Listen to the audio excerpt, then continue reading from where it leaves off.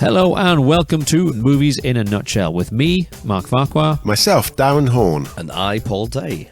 Together, we're here to bring you quick, simple, entertaining breakdowns of movies, whether you've seen them or not. From timeless classics to hidden gems or the latest blockbusters in cinemas, this is your movie safe space. But unlike most movie podcasts, we're not a review show. That means no endless deep dives, no unnecessary opinions, just value for your time.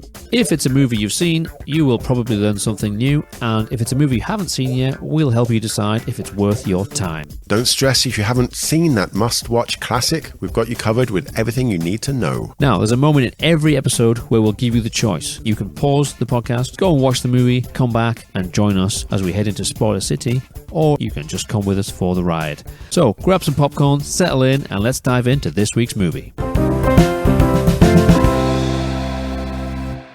Today's episode is Back to the Future, which was my choice.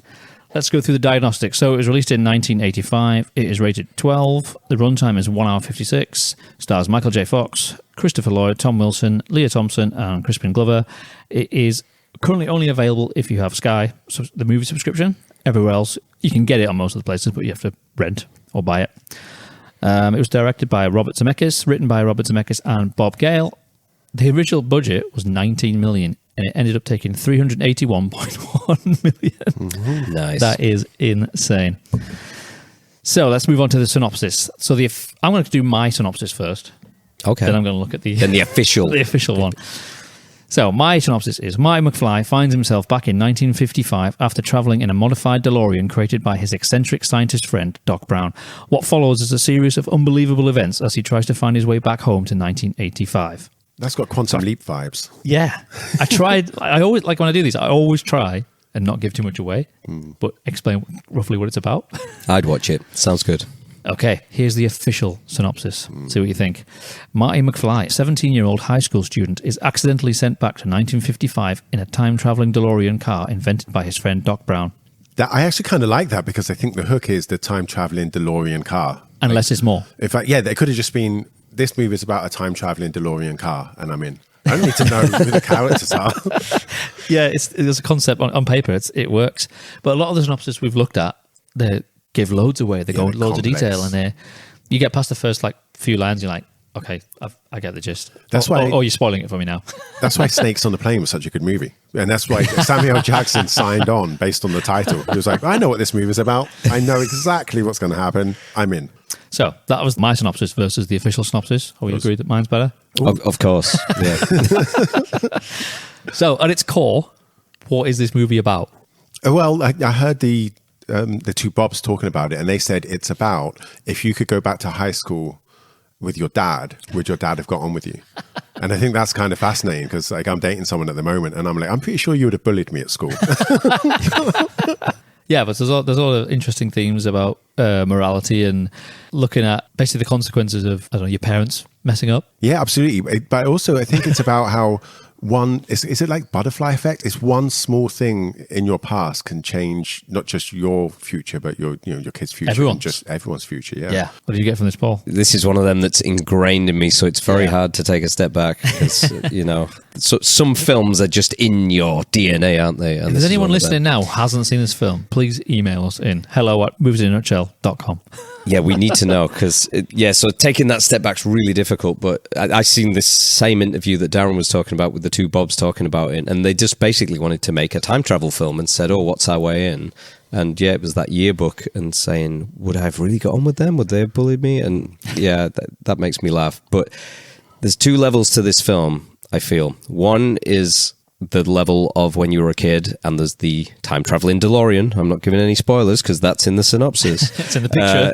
That part of it and the excitement of teenagers on skateboards and that 80s vibe. And then when you get older, I think you start to appreciate the other bits of the film as well. There's definitely layers to it. Even though it's kind of this family-friendly film, there's definitely these different layers about generations and different timed, different periods of time. Yeah, the 50s and the 80s. Whoa, what a great cross-section of times to compare.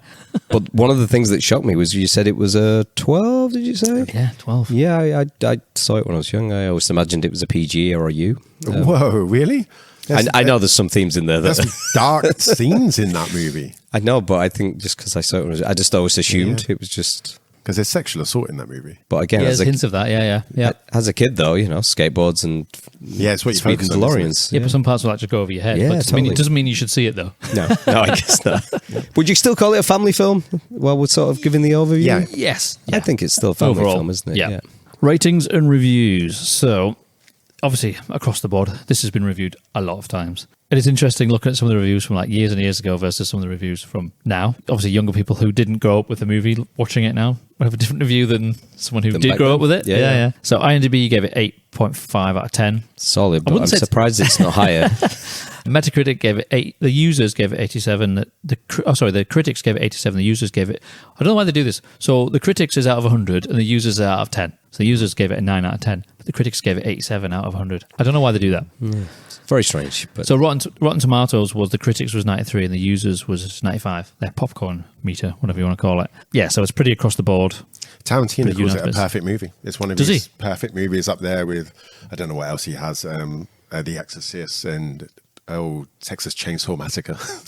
Wow. It's interesting, different people's opinions of a perfect movie. Yeah. And Tarantino doesn't like movies in the 80s. Like most of them will be from the 70s or so. So it's a rare kind of gem that he's highlighted. it is a gem. When I rewatch it, I just can't stop smiling, and I just think I've seen this so many times, but Yeah. there's so much to enjoy.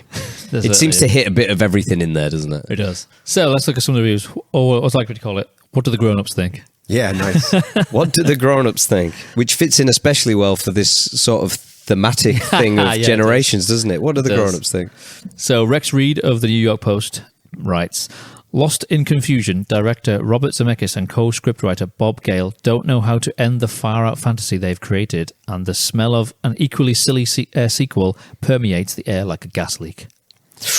Interesting. That's hard. But also, I wonder if it's because Zemeckis had a run of flops before this. That's right. So people were going expecting Yeah, I more mean, of that. he did. I think he did just win just before this with Romance in the Stone, but before that it was That's like right. 3 flops. Okay. So I don't Used think he had cars, he'd done something else. used cars with Kurt Russell though. I mean, Well, that's the one he said flopped. it's a guilty pleasure, but yeah, no one went to see it. Paul Antanasio of the Washington Post writes, Zemeckis and Gale have given the movie a core of feeling that makes real claims on us. For all its comedy, Back to the Future is about a kid coming to terms with his parents' inadequacies, a moment familiar to everyone, and the fulcrum in growing up.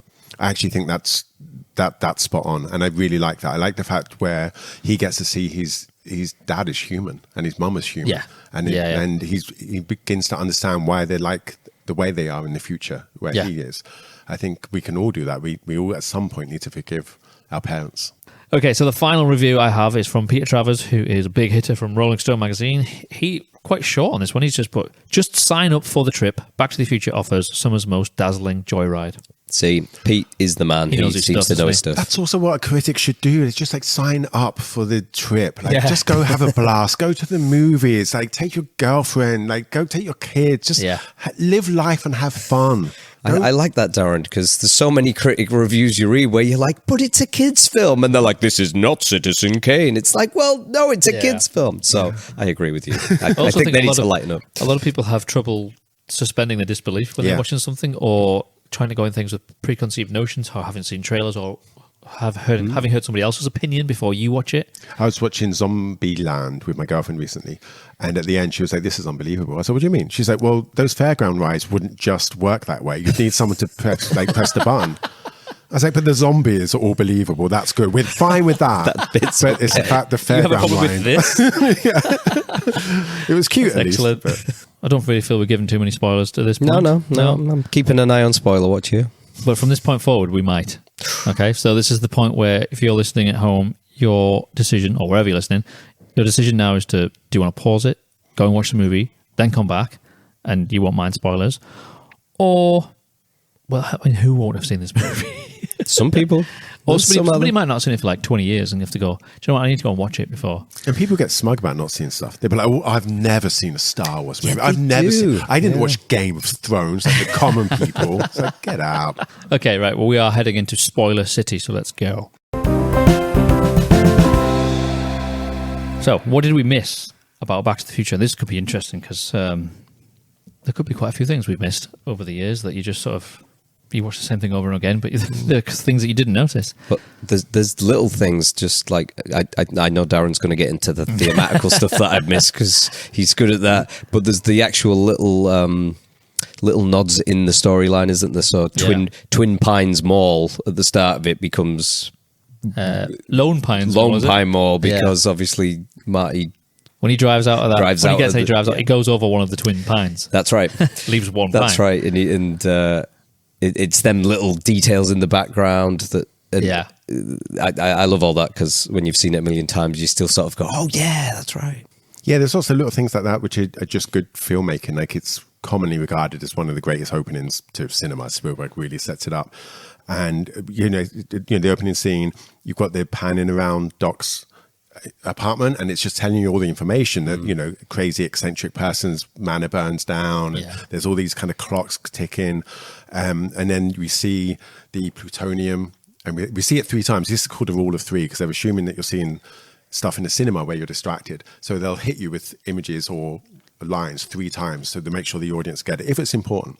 It even does it weirdly with Twin Pines Mall. It's like, you got to meet me at 1:15 at Twin Pines Mall, and he's like, 1:15 in the morning, don't forget, meet me at 1:15 at Twin Pines Mall. It's like, okay, we know we're gonna he's gonna be it's there. like a commercial on TV, isn't it? They always say things over and over again, like the website address, they repeat it multiple times, and then the TV comes on and there's a plutonium warning, and then Marty kicks his skateboard under the bed or whatever, and there's the plutonium. Then on the way out, he picks up his skateboard, and there's the plutonium. It's like, this plutonium is going to factor into this storyline a bit later. So on the behind the scenes I was watching with the Bobs, they talk about payoff a lot. And they talked about when they were putting the script together, they literally started with index cards to start with. So they were like, okay, Marty goes back in the past, Marty comes back to the future. What have we got in between? He invents rock and roll.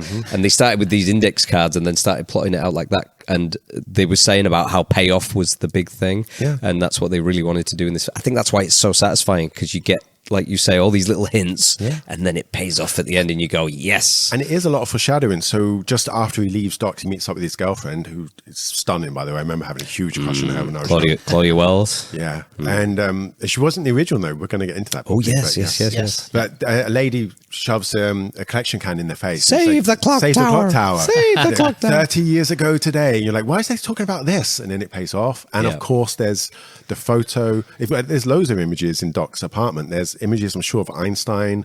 That's the dog. Oh yeah, Einstein the dog, but also Albert Einstein. Yep. And there's Benjamin Franklin, and then there's Thomas Edison, and it's setting up the themes of electricity and stuff and time. And there's a picture of Howard Lloyd in Safety First, where he's hanging from a clock. Yes. And then at the end of the movie, Doc is hanging from a clock. Yeah. Like, this is so well constructed. It's, and in this still, yeah, but did you know also in the beginning when it goes through all the clocks, one of the clocks is him hanging off one of the shorthand. That's amazing. But maybe that's what makes this film so repeatedly watchable, because there's so many things in it that you maybe missed the first time, and that's why it's had. Sometimes you think, imagine watching this for the first time, but we've obviously got it in our DNA. So when we're watching it now, we're seeing all these nice little textures come out of it and all these little nods, which are just fantastic. Another thing I noticed this time, do you know, is it, you don't know which indie is it? Is it Temple of Raiders of the Lost Ark, isn't it? Where he could basically not be in that movie and the story. That's what they say, Raiders, yeah. Well, this is kind of similar, because I was watching it again and I was thinking, well, who's the hero of this? Which is my kind of current obsession with movies. The hero's journey. Yeah, exactly. The DeLorean. Yeah, exactly. That's a star.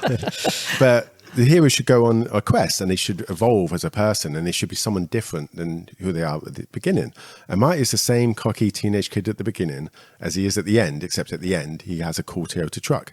So it's like, well, who is the hero? And actually Marty is kind of playing the mentor character, the Gandalf or the Obi-Wan or whatever, because he's actually mentoring his dad, who is this timid. He's basically like, if you're writing characters, it's good to give them a flaw, and that they go on a quest and they solve that flaw. So it's like it's like Wizard of Oz and the Scarecrow and stuff like that. Yeah. And George is a coward.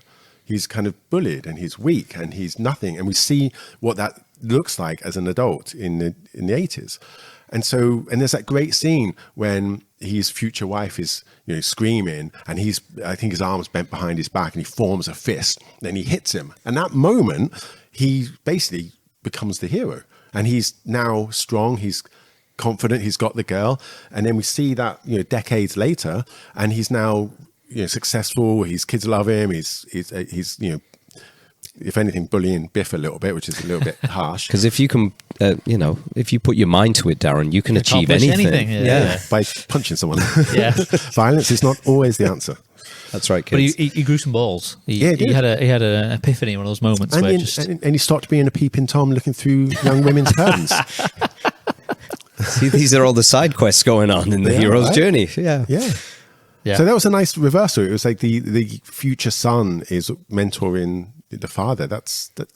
It's rare to see stuff like that. Yeah, I've never seen anything. And a big impact, and this is weird, when you were talking about him clenching his fist and doing all that, I could literally hear the score and the soundtrack in my head of the music from Alan Silvestri. It's still one of my favorite all-time scores. It's tension in the... it's so exciting, it's so great, and it's Perfect. such a great theme. When I used to swim as a kid in swimming galas and things, I used to think of the Back to the Future theme tune to make me go faster, because it was such... There's a lot to be said for the music in this film. I don't know why that memory just came back to me right now, but it is. It's like... Duh, duh, duh. But yeah, some of the musical score themes are amazing. But then on top of that, you've obviously got the Huey Lewis, Power of Love, Back in Time, and all them kind of things throughout it. And then the Johnny B. Good scene, which I confess, and I know you're a musician as well, Mark, but Johnny B. Good scene was the one that made me want to pick up a guitar. There you go. That was the scene where I'm like, oh, I want to do that. Yeah. Have you got a top 5 facts? Have you got any facts? I got facts. What are we going to call it? Top of the day? Top of the day. Sorry, Irish. Top 5 of the day? I don't know if the 5 facts on this one. How many have you got? Okay. What have you got? I'll just talk through some of the bits Go for that it. I took, because I watched the behind the scenes, as I like to do on these things when there's a behind the scenes available. And there's a lot of behind the scenes available for Back to the Future. This film was well documented. Yeah, some of these things aren't going to shock people because they're actually very widely well known, but I'll rattle off a few anyway. So originally, when they were trying to cast Marty McFly, they didn't have a lot of time window, and apparently Bob Zemeckis said if we didn't make the film in this time, they were going to cancel it, so they had to rush. They wanted Michael J. Fox originally, believe it or not, but he was tied to Family Ties, the TV show, and the producer said, no, you can't have him. So they ended up with Eric Stoltz, great actor, and they did 5 weeks with Eric Stoltz in the filming. They said he was very pro, but his comedy wasn't quite on it. Wasn't what they were looking for. And it wasn't how they wrote it, I think, how the Bobs described it. It wasn't how they wrote it, and it wasn't quite so. Bob Zemeckis said they had to make the horrific decision to let him go, and then he was allowed to reshoot the 5 weeks of work. They went back, basically begged for Michael J. Fox, who said, the producer then said, is it Gary Goldberg, the producer of Family Ties? He says, okay, you can have him if Michael likes the script. And then what happens next is Michael J. Fox is working. I wrote this down because I remember reading his biography, his autobiography, and thinking, well, that's a tough schedule. But he was working from 10 till 5 during the day on Family Ties. And then he would jump in. He basically had like a van or something where he could sleep on the way to the Back to the Future set, and then he would shoot night shifts from like 6 till 5 in the morning, and then they would carry him out. He would be back, and he did this for months. So even he, by the end of it, says I was absolutely knackered and wasn't quite sure. But why the majority of this film is at nighttime? Quite possibly. Eric Stoltz was coming off of a movie called Mask, and he's a really good dramatic actor in it. And this is completely different. And his view of it was a tragedy. Because in his opinion, like Michael J. Fox's character had this amazing experience, but then no one's going to remember it. Like his entire childhood doesn't exist because it's now the new future. So he just saw it as a remarkable tragedy and would play it too seriously. Yeah, I saw some of the original. There's a few clips of him original where they compare the two, and he's just very. There's no charisma there. There's no. Well, Zemeckis was saying it's how Michael J. Fox would react to everything, and that's what they wanted. Exactly what they were looking for. Yeah. Michael J. Fox said in an interview he wasn't even sure he was that good in it because I think he was that out of it, balancing. Yeah, the agent called him when it released, and he picked up the phone and was like, "I'm so sorry, I was sleep deprived. Like next time I'll do better." And he was like, "No, Michael, this is like this is big, biggest movie of the weekend. Maybe you do better when you're sleep deprived." Yeah, exactly. But did you also know that they didn't tell him the first time they asked for Michael J. Fox? They told him that they can't have him, but they never told Michael J. Fox. That's right. Yeah, because they told him the second time because they had to they were considering if you agree to the schedule, you can go, but. Because apparently he was on Teen Wolf feeling a bit miserable under all that makeup doing the Teen Wolf stuff. And he was going, oh, damn, they're filming down the road with Spielberg in this film that looks really good with Crispin Glover, and I quite like him.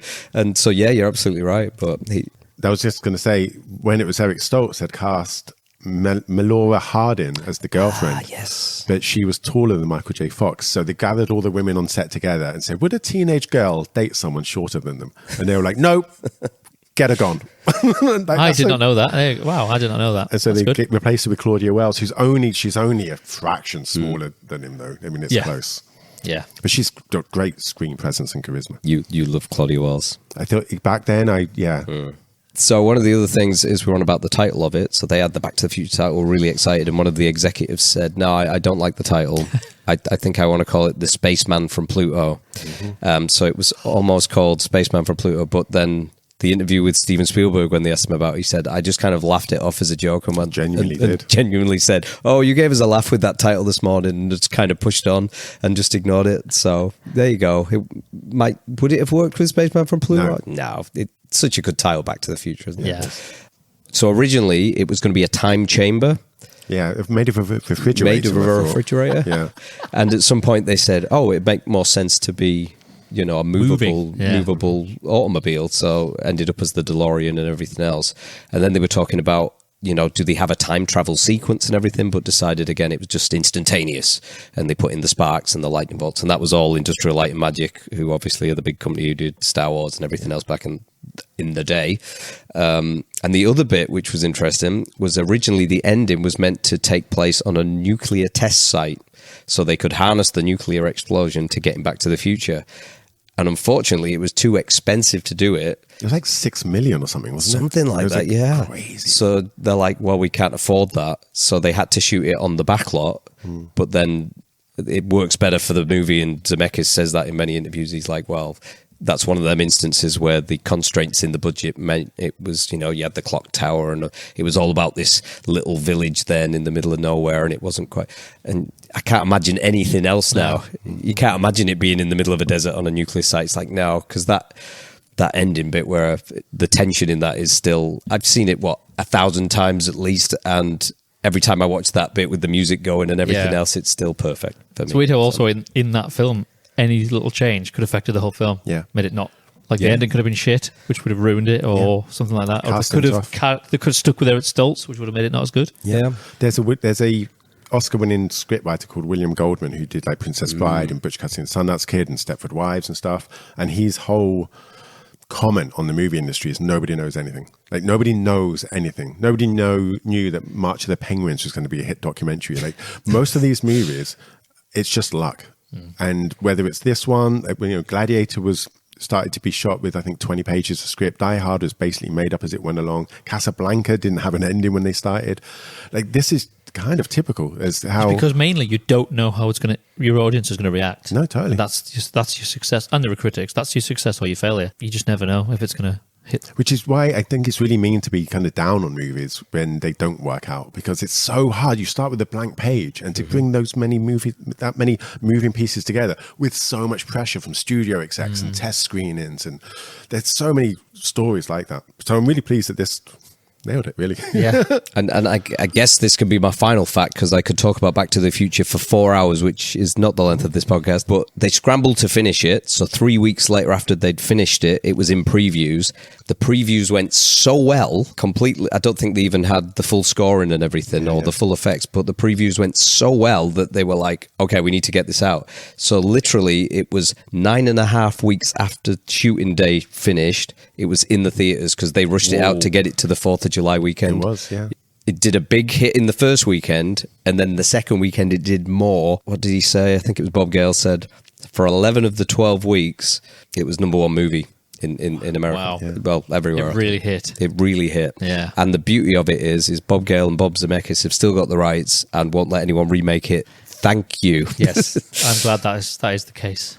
A lot of franchises have been ruined by that. I enjoy some of the remakes, but this is one of them that I feel like, no, do not touch this. Do other time travel films by all means, but do not touch this. I don't want to see this reimagined. This is how it is. And that goes for the 3 in the trilogy. The other one I had was about the girlfriend. She got replaced with Elizabeth Shue. Oh, in part 2. And the second one, 3. Because, what was the original actress's name? Claudia Wells. She had some sort of family tragedy, so she couldn't. That's right. She couldn't commit to the second one, so they made the switch, right. which I think in the end didn't really make that much difference. I love Elizabeth Shue in her later movies. I loved her in Adventures in Babysitting, but I think she overacts she's a little bit too like, and there's a bit where she's running in Back to the Future 2 where she's running around the house trying not to be seen, and it feels a little bit like Mr. Bean doing it. I don't want any more bad words said against Elizabeth Shue. I love her, but Darren. I think, yeah. She doesn't really have much of a part in this one anyway, so. No, exactly. Well, I think I know we're getting into part 2, Back to the Future Part 2 here, but I remember them saying like, oh, well, at the end of the first one, we'd put her in the car, so then we had to obviously continue that story, because they never thought this was getting a sequel. That ending was just meant to be a bit of a, it's a flying car, just a nice little tag at the end.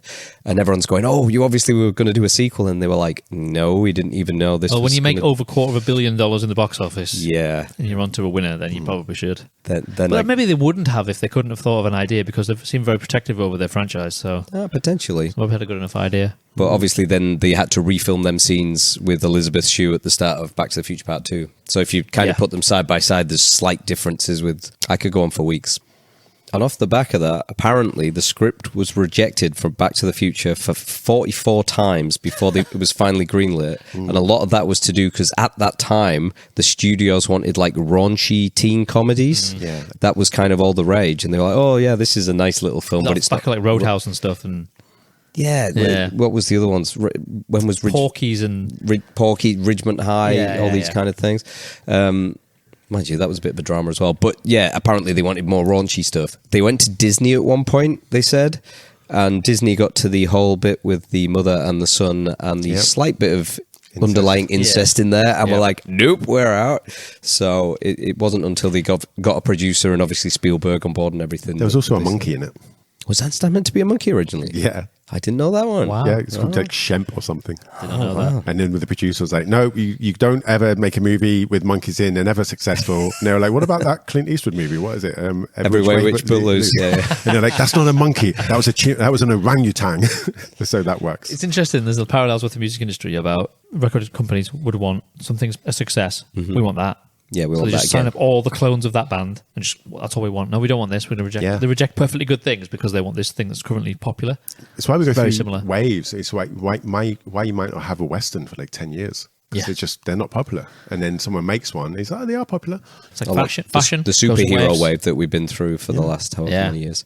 But this was apparently the first Amblin project at Universal with Steven Spielberg not directing as well. So they got it through. They didn't know what it was going to do, and yet it was such a good film that everyone just loved it. And let's face it, here we are all these years later, and we all love it too. Can we just also point out that Christopher Lloyd was, how old was he during this movie? I think he was 47. No, 46. What? I know, I'm 47. In that movie, he's 3 years older than me. Yeah, and he's That's who you remind me of. younger than me. Obviously, I mean, obviously he's playing 65 in the future, but when you go back, but I don't think he feels much younger in the future. He doesn't look aged or younger, no. And I'm like, I'm not eccentric and falling apart. It's like when he's watching himself on the tape. But then, of course, Leah Thompson was playing, 46-year-old when she was in the makeup and everything, and now she's about 50, but still looks very nice. So maybe they didn't quite call that right, but for the film, it works perfectly. That 3 hours of makeup. I think it's also why we think we're going to be older when we're old. Yeah. Because we've got a perception of like when we're teenagers, we look at someone like Doc who was apparently 46, but we're like, oh, they're ancient. And then we get to this age, we're like, I don't feel ancient. Unless, of course, you throw Paul Rudd in the mix, in which case it's hard to know which way is up anymore because that's defying the gravity. Yeah. Right, okay, takeaway. So this is where we say what we think of the film, our personal thoughts on the film, not just based on what the outside world thinks. Darren, what did you get from this film? I just remembered a poem. I remembered the poet just as you were talking. I was, I'm going to mention that poet. And then by the time I got to this part, I'd just forgotten what the poet was called. I want to say it's like Philip Lark or something. There's a poem where, and it starts, they fuck you up, your mum and your dad. They may not mean to, but they do. They fill you with some insecurities and add some special just for you. And then it kind of goes on that they were fucked up in their turn by their parents in like stern top hats and stuff. And that's kind of what I take away from this movie is that if you could go back and see your parents when they weren't your parents and the lives they lived and them struggling at school or their first heartbreak or when they were in hospital for the first time and scared, you would just humanize them. And the issue is, I think when we're young, we can be in danger of putting our parents on a pedestal, particularly when we're very young. They're our gods. They're our son. We circle around them when we're 1, 2, 3, 4 years old. So I think it's a movie about compassion and towards your parents, and just realizing that life can be hard. I agree. It makes you think about things in that way. It makes you think, I wonder what they were like, and it really does get your mind kind of going back to what would it have been like if I was in that time. But my bigger takeaways were sort of more the destiny and the kind of how it's your life. Your life's not written. And I know I'm quoting Back to the Future Part 3 at this point here, but your life's not written. It's up to you to make it what you want to make it. And for me, who maybe confidence now and again is an issue, it's that whole bit around put your mind to it, you can achieve anything. Because don't forget, Marty's there at the start, and he's got his cassette with his rock band, and he doesn't want to send it in. And what if they say I'm no good? And then obviously he goes through the George McFly saying the same thing. What if they tell me I'm no good? And seeing that reflected back at him by the end of the film, obviously then he's thinking a bit differently about it as he's become the Yoda coach, mentor, like Darren said. So he's kind of learned through that. So it's almost that fantasy fulfillment payoff. That's the word the Bobs were using. They like to plant these little seeds and then pay it off. And it's just the most...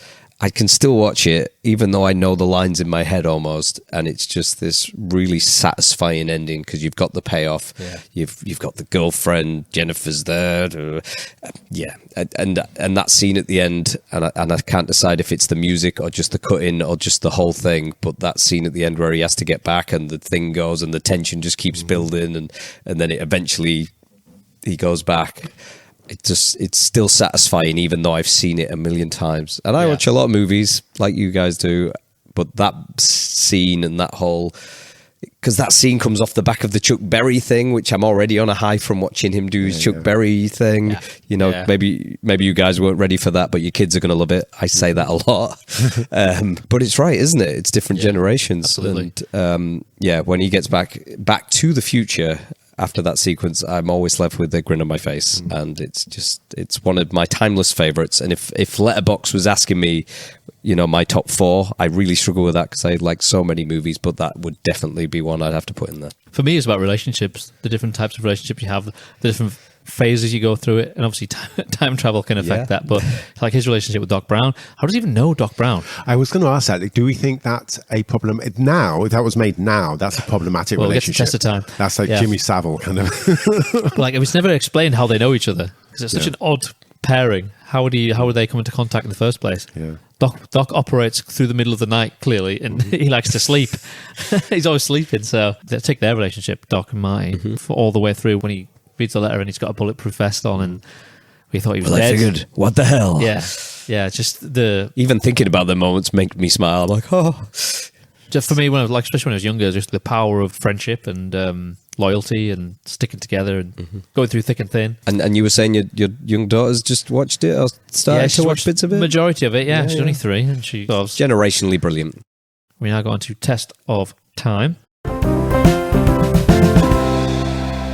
In Test of Time, this is where we'll discuss what would happen if it's like, obviously, this is an old film. What if it was released in 2024? I think it would hold up. I think with the Doc and Marty relationship, that's very close to Rick and Morty. So I think we've kind of been eased in to that kind of relationship. I think that would hold up. The only thing I don't think would hold up, even in terms of representation, like there's the African American who's working in the cafe, and doesn't he say you should be mayor? Mayor Goldie Wilson. Yeah, then becomes the mayor. I think you'd have more diversity if it was made now, which would be good. The main thing I don't think you could do is just be like the generic Libyans. You can't. I think they've taken that out of the musical I was reading the other day. That bit doesn't exist in there somehow. It's just and they're so stereotypical, like hanging out like a truck with like a rocket launcher. Yeah, it's just an oversimplified bad guy, and I think they would have more nuance now. If anyone listening has any ideas of what would happen if this was released today, you can email us hello@moviesinanutshell.com or message us on social media. If you've got any thoughts on what you would think would happen, we'd love to hear from you. What do you think, Paul? Oh, I think it's a timeless classic. I'm saying nothing against it. I think it was. I agree. I think it would stand up. They obviously might have the odd change or edit, but I think the story alone is strong enough to. I mean, the purity of it almost comes from the fact that the technology in 1985 isn't what it is now as well. So the technology of the DeLorean is obviously the tech, whereas if it was made now, we've all got phones and pads, it doesn't need that. That's why simplicity is what kind of makes it stand out. Like it doesn't. Yeah. I don't think it lacked from the lack of special effects, even though the budget was only 19 million, which wasn't a lot at the time. It didn't need it. And they were rushed. The special effects were rushed. There's some like ropey stuff. Maybe if there was some of ideas that they had before, like a nuclear power plant or going into space, then you would need. I think as a lecturer, I think the teacher would be presented better. You wouldn't just be a guy running around with a bald head being like, slackers, you're never going to amount to anything. That's bad teaching. That's frowned upon when you do that. Yes, but is it of the time? Yes, of the time, exactly. So they would change that now. Yeah, they would change that now. Because you wouldn't get away with that now. He'd be an inspirational and kind tutor who's just like... See, this is why I don't think it needs to be moved to 2024, because they're the little nuances that just make it what it is. The bit that's scary is when you... and I keep seeing the meme pop up, like... Back to the Future. Marty went back to 1955 from 1980. You know, you do realise that if it was today, was us going back to the 90s. Stop. There you go. There you go.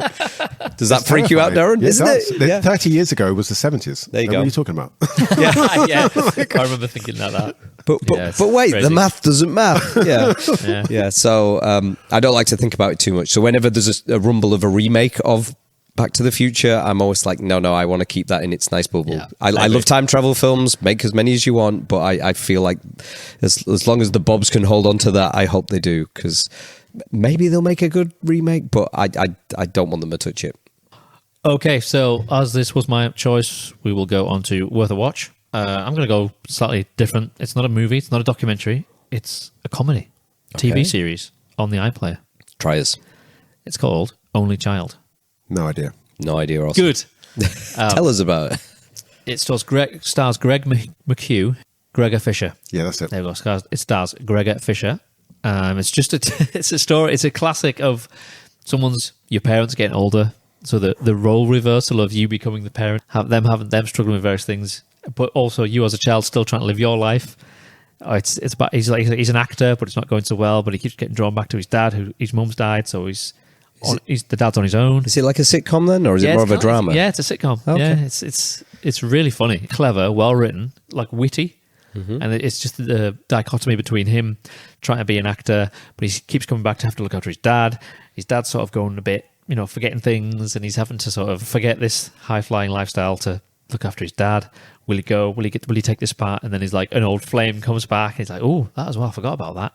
And he's like, meets all friends. And there's just a smuttering of like characters through it who are just really strong as well.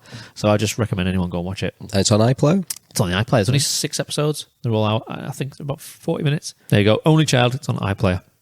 If you do want to get in touch with us here at the podcast, you can email us hello@moviesinanutshell.com. Tell us any movie-related stories, something like, if you've been to the cinema, did anything funny happen, or anything at home, or even inspirational stories about films that have like changed your life or things like that. Any stories you've got. Back to the Future. If you give us anything like that, I'll read them out. So you can hit us on the socials. All our contact details are in the show notes. Hit us up, and we'd like to hear from you. So that just leaves the next movie that we're going to watch, and it's going to be your choice, Darren. What have you got? It is going to be my choice. So I'm keeping the time theme going with a movie that I don't think many people have seen and gets overlooked a lot. It's called In Time, and it's probably Justin Timberlake's film, but Amanda Seyfried and Cillian Murphy are in support as well. It's a fantastic movie. I don't want to really give any more information on it than that, except that I like movies where they get young people to question the nature of society. And I think this used to be one of the movies I would show my students every year. It would be this and like V for Vendetta, and then later on it was Snowpiercer. But even things like The Hunger Games, Donald Sutherland only took that role because he wanted young people to critique the society that they live in. And I think if a movie can do that, then we're onto something. Well, I've not seen it, but I'm looking forward to it. I think I've seen parts of it. But now I'm looking to get my teeth into it. So there we go. Next week's episode will be In Time. Look forward to it. So thanks for listening. If you want to help us here, the best thing you can do is share our show. If you can think of anyone who would like this particular episode or the podcast in general, send them a link. And again, any questions you want to ask us, if you've got any recommendations for movies you'd like us to review. Currently, the last episode of this month will be chosen by you, our wonderful listeners. So get your suggestions in and we will pick through the best and let you know what we're going to do. Okay, so until next time, I'm Mark saying goodbye. I'm Darren saying goodbye. Great Scott!